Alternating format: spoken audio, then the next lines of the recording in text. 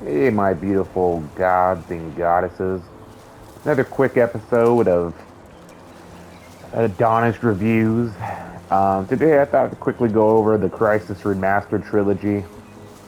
Um, just kind of let you know my thoughts on it and how I kind of feel.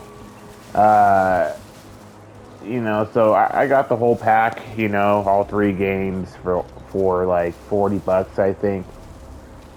And I played, Crisis 2 and Crisis 3, back in the day when they first came out, and I loved them. Crisis has always had that stigma of saying, can it run Crisis? Can the PC run Crisis? Because its graphics are always at such a high level that it just blows the balls off of anything you'd ever seen. So when I saw they were remastering it, and I feel like remastering it, especially not like a very long time after like Crisis 3 came out. I mean, I guess it's been what, 6 7 years maybe. It's like, compared to, like, let's say Final Fantasy, which came out not too long ago. um Final Fantasy 7, which was, back in the 90s, first came out, and they remastered that completely or remade it. It's like this seems really, premature. So I thought, well, seeing it completely remastered, with PS5 specs, like, can you imagine seeing Crysis ran on PS5, today's engine, like with the Unreal 5 engine pushing it or something? So I was super hyped up and jazzed out about it, and I'm not gonna lie, feels like the devil, is tickling my gooch with his long, fiery fingernails of hell, because it's pretty disappointing. Obviously, if I played, put Crysis 3 in and ran it, there'd be an obvious improvement, but the improvement's not anywhere close to what I thought it would be. Yeah, it's pretty disappointment.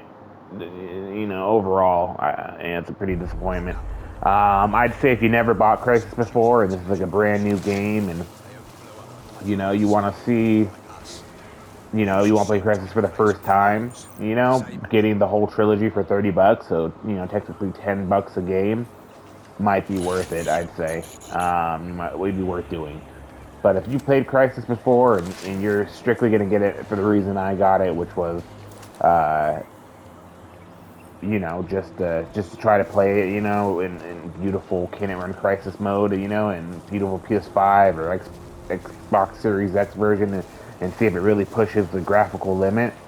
Um, it's not going to be worth it. It just isn't, personally for me. Um, yeah, so hope that helps. I hope if you're on the fence of buying Crisis, and you wanted to get it just to see how great it would look, because you saw back in the day, uh, I probably wouldn't do it, if I was to do it, I'd wait till it's dirt cheap, like where you get the whole thing for like $20. But then again, like I said, if you've never played Crysis before, and you've always been curious, and maybe it was just out of your time, and oh, I'm not going to play it now because it's 4 years old, and it's the first time you could ever play it, sure. Crysis is a great game. It's slightly improved, and it still looks good.